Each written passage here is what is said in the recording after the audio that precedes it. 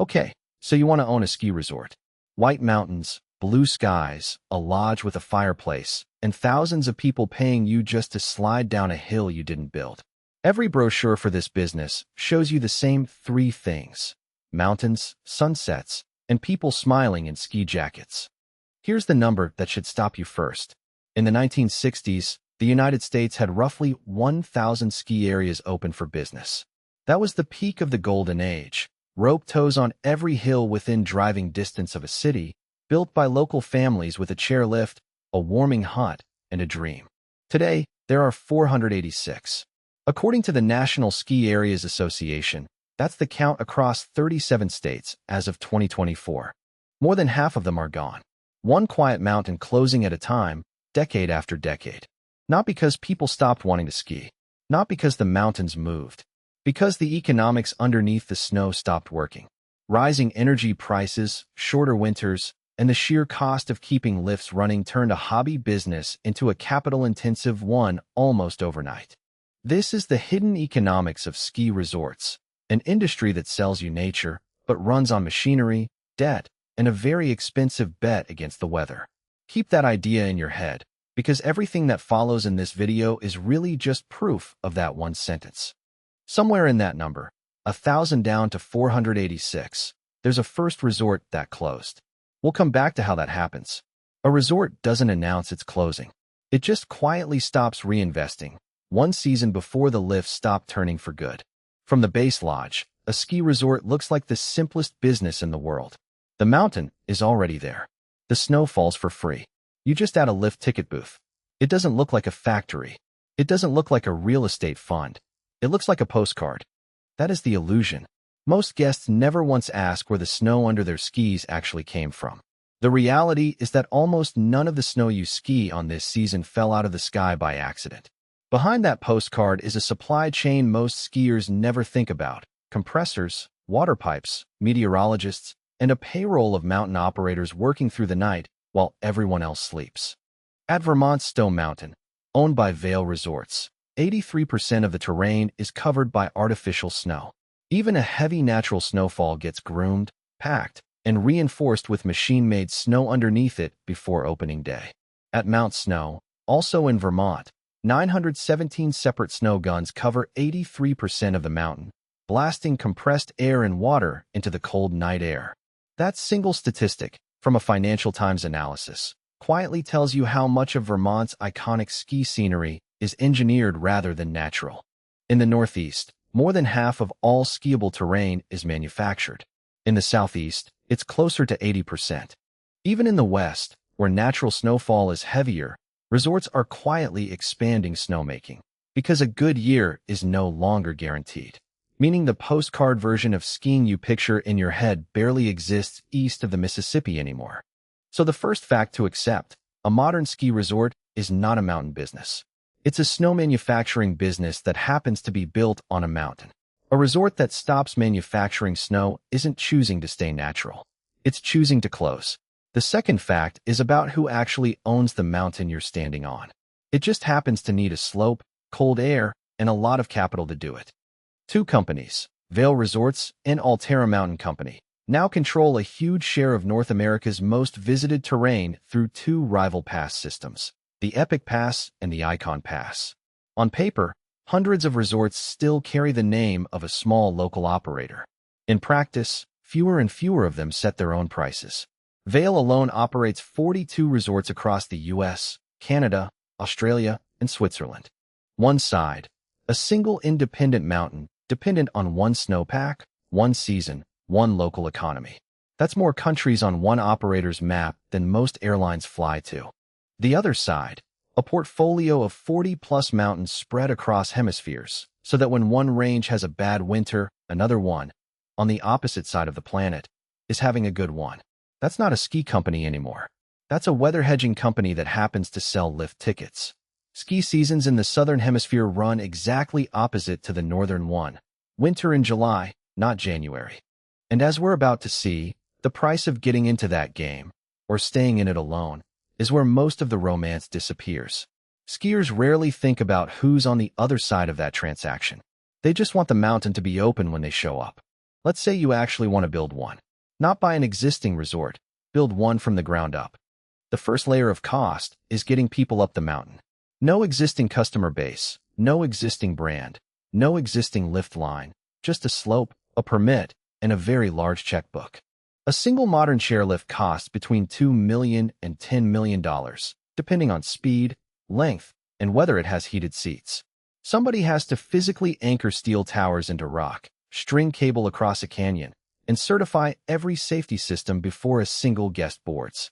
A gondola, the kind with enclosed cabins, costs $10 million to $30 million for a mid-sized system. And a resort with real ambition needs several of these, not one. A serious four-season destination resort might need 6, 8, even a dozen lifts before it can call itself a real mountain. That's before a single ticket is sold. Each one requires its own tower foundations, its own motor room, its own annual safety inspection. The second layer is manufacturing your own weather.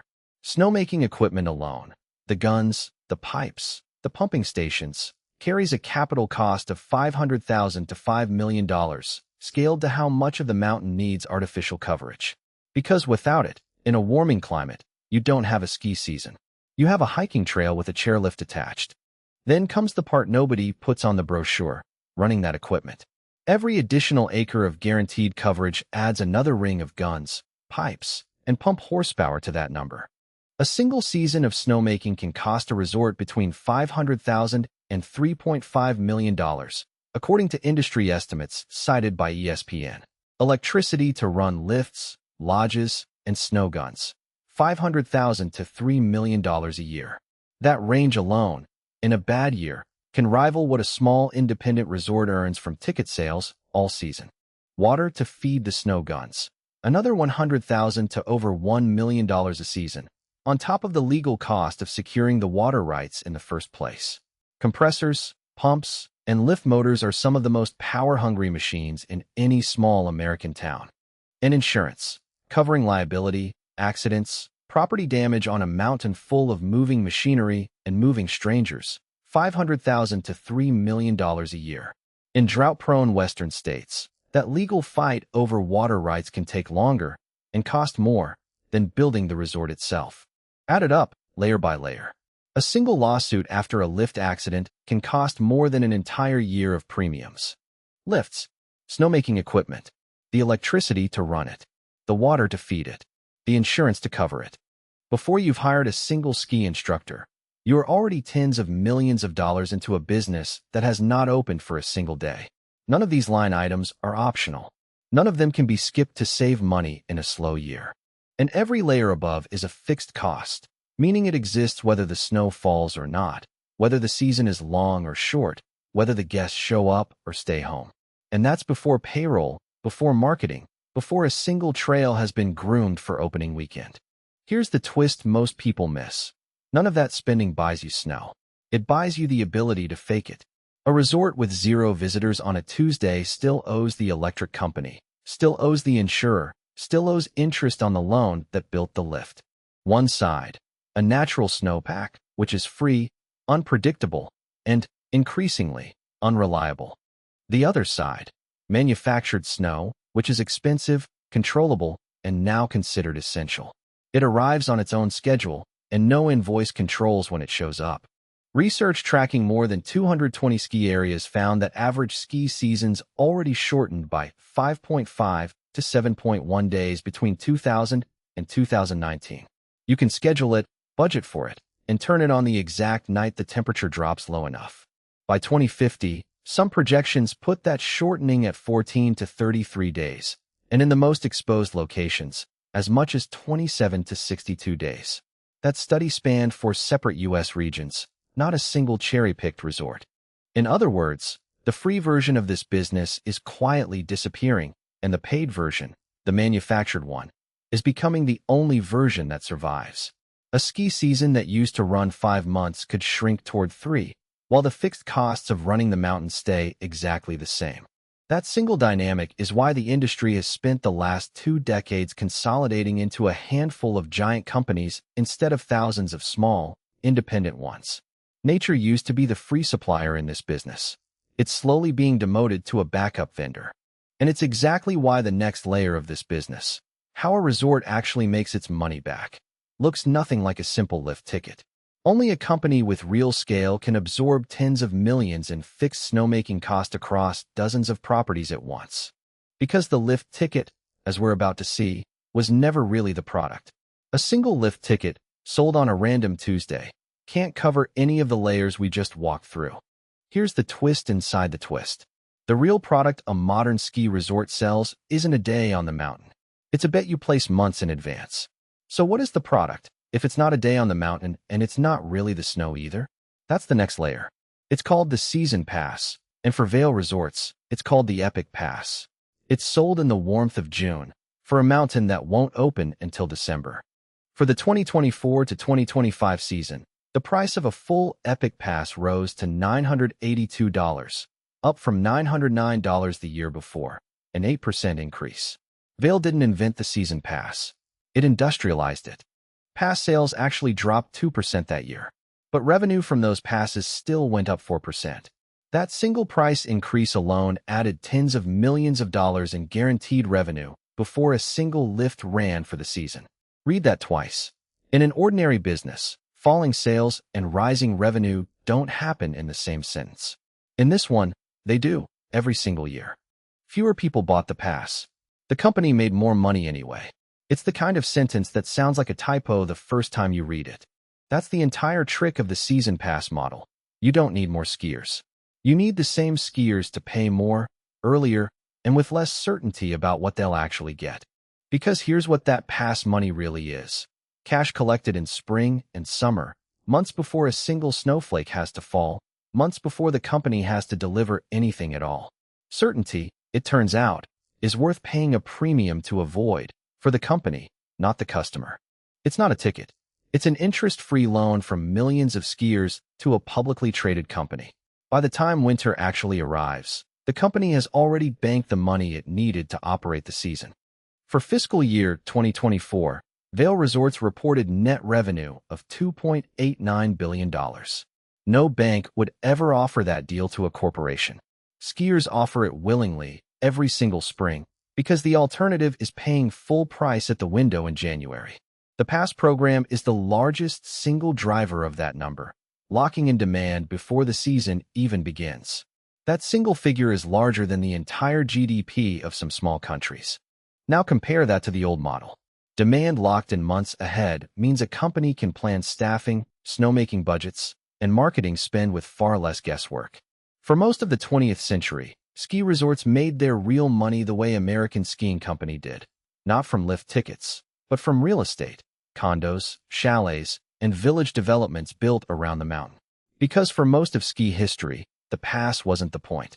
The mountain was just the marketing department for something much bigger sitting at its base. The lift ticket was almost a marketing expense. The land around it was the business. A 3-bedroom ski-in, ski-out condo could sell for far more than an entire season of lift tickets ever would. That model still exists at some resorts. But at the industry's biggest player, it's shrinking fast. Sell the view, and the lift ticket practically sells itself. In one recent quarter, Vail Resorts' real estate segment generated just $15.1 million in earnings, a rounding error next to a multi-billion-dollar mountain segment built on passes, tickets, lodging, and food and beverage. That's a direct consequence of what we're about to see happen to the company that leaned on it the hardest. One side, a business built on selling land around a mountain and hoping property values keep climbing. $15 million, for context, is roughly what one mid-sized resort might spend on a single new gondola. The other side, a business built on selling access to the mountain itself, collected up front from a customer base spread across dozens of properties and 2 hemispheres. That bet worked beautifully for decades, right up until the property market it depended on stopped cooperating. The second model turned out to be far more durable and far less exposed to any single bad winter or any single collapsing real estate market. It doesn't matter if the guest lives in Sydney or Denver. The card works the same way in either hemisphere. There's a third revenue stream too, quieter than the other two. Everything you buy after you've already paid for the pass. A condo doesn't refund itself when the snow doesn't fall. A pass, already collected in cash 6 months earlier, already has. The $15 lodge burger. The rental skis. The lesson for your kid. The overpriced beer at 2 p.m. on a Bluebird day. It rarely shows up on an annual report headline, but it adds up guest by guest all season long. None of it is optional once you're already standing at 9,000 feet with nowhere else to eat. There's no competing lodge across the street to undercut the price. And as we're about to see, that layered cash machine, pass revenue up front, ancillary spending on site, is exactly what one ski empire didn't have when it needed it most. Multiply that burger, that beer, that lesson across tens of thousands of guests on a single powder weekend, and the food and beverage line alone starts to rival what some entire small resorts make in a season. Because collecting cash early only saves you if you don't spend it faster than it comes in. One had all three layers firing in sync. The other, as we're about to see, had none of them. And in the 1990s and 2000s, one man built the second largest ski company in America by doing exactly that, spending faster than the mountain could ever pay him back. It sounds obvious written down. It wasn't obvious to a lot of ambitious operators in the 1990s. His name was Les Otten, and his story is the clearest case study the ski industry has ever produced of what happens when the machine runs on borrowed snow. It's the same instinct that built the modern multi-mountain pass empire. The difference was what happened when the bill came due. 1980, a young man named Les Otten buys a struggling ski hill in Maine called Sunday River for $840,000. It's a story about ambition outrunning cash flow, told at the scale of an entire mountain range. It had one double chairlift and a couple of surface tows. Nobody outside Maine had heard of it. Otten was the son of a German immigrant, and he'd once worked at Sunday River himself before buying it. Otten turns it around, reinvests in lifts, snowmaking, marketing. It works. Locals remember driving past it and barely noticing it was open. Then he does what a lot of successful operators do next. He starts buying more mountains. And to buy more mountains, he starts borrowing. Guests started noticing. Word spread. A regional hill became a regional destination. In 1996, Otten's company acquires Killington and its parent, SKI Limited, in a $137 million leveraged buyout. Growth, when it works, feels like proof that you should keep growing. The combined company takes a new name, American Skiing Company. It was, at the time, one of the largest consolidations the East Coast ski industry had ever seen. At its peak, American Skiing Company owned some of the most famous names in East Coast skiing: Killington, Sunday River, Sugarloaf, Mount Snow, Attitash, Steamboat, and even Heavenly, out in California. A fresh name for what was, underneath, still a pile of acquired debt wearing a new logo. One side of the balance sheet, a growing collection of iconic mountains, exactly what investors want to see. On paper, it looked like an empire built to last, a name recognized from Vermont to California. The other side of the balance sheet, a mountain of debt taken on to buy them, and a real estate strategy, condos, base villages, layered on top of that debt to try to pay it off.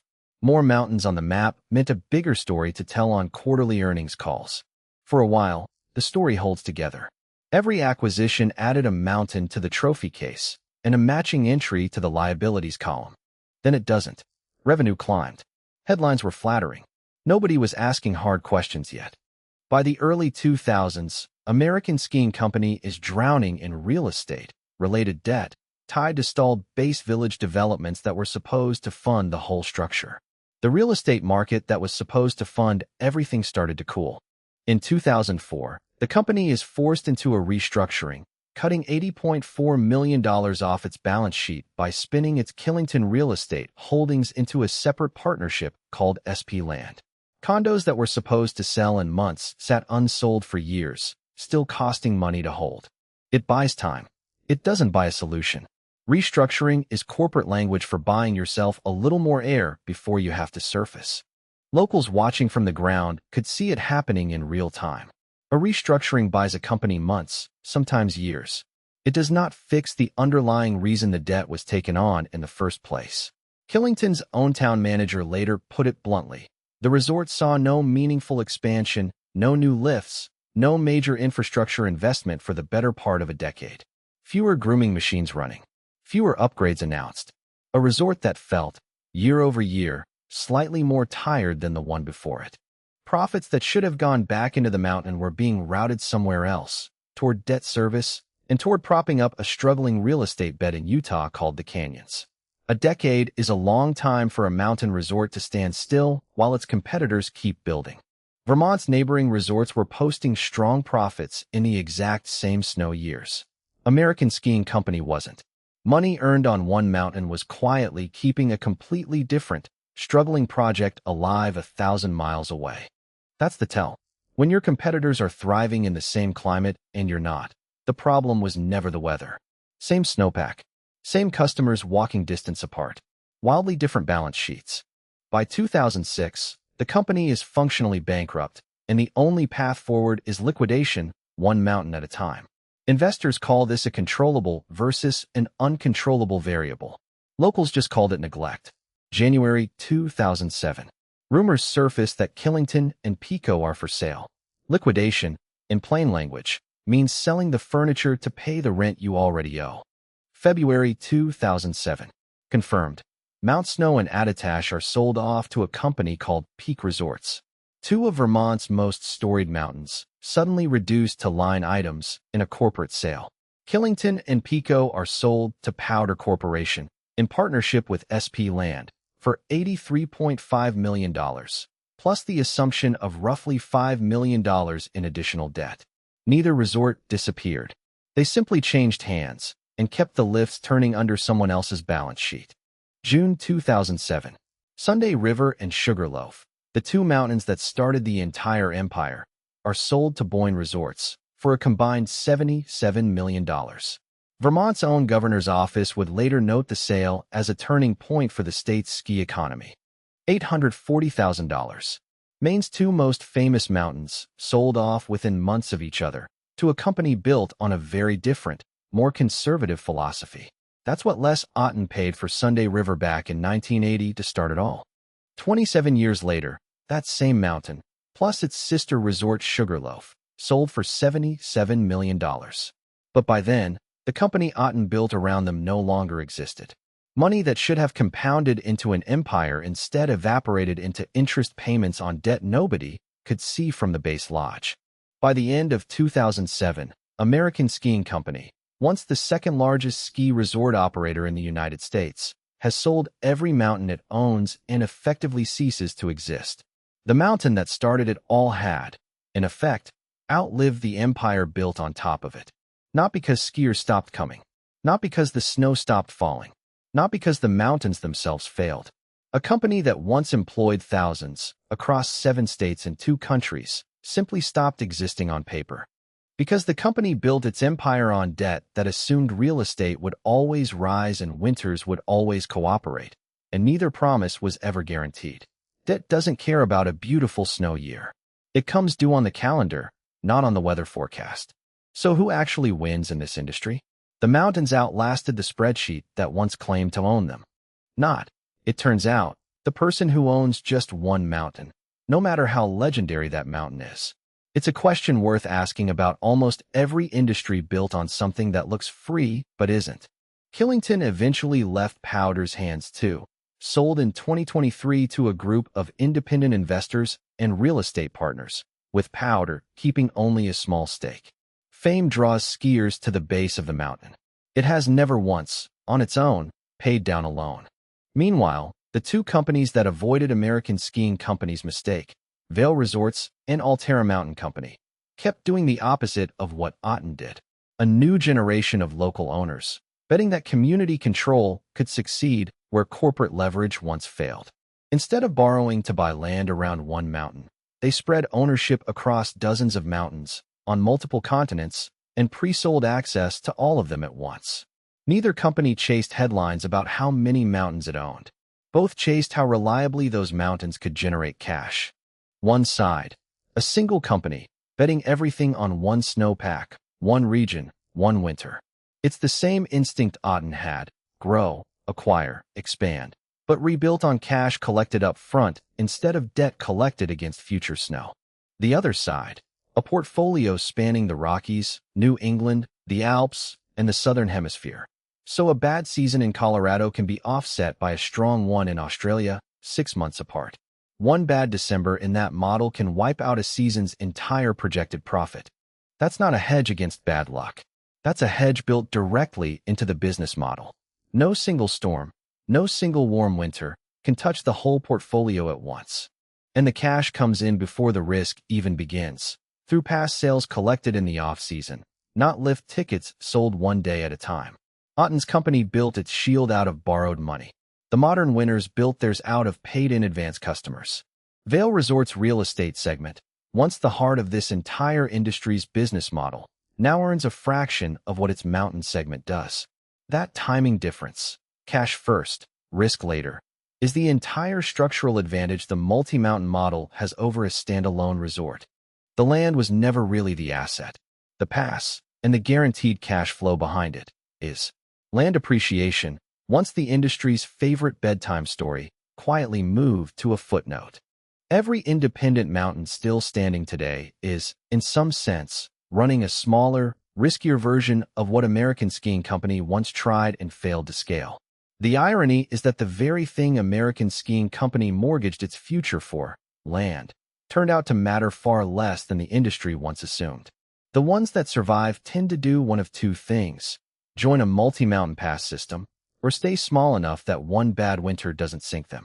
It's a smaller, more fragile version of the same trophy-collecting instinct that once built an empire and then lost it.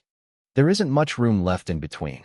There is no comfortable middle ground left for a mid-sized independent mountain carrying real debt. And that gap, between owning a mountain and owning a system of mountains, is the real business this entire industry is built on. Somewhere in that narrow gap is exactly where Les Otten's Sunday River once stood, a single mountain, alone, betting everything on itself. Back to where we started.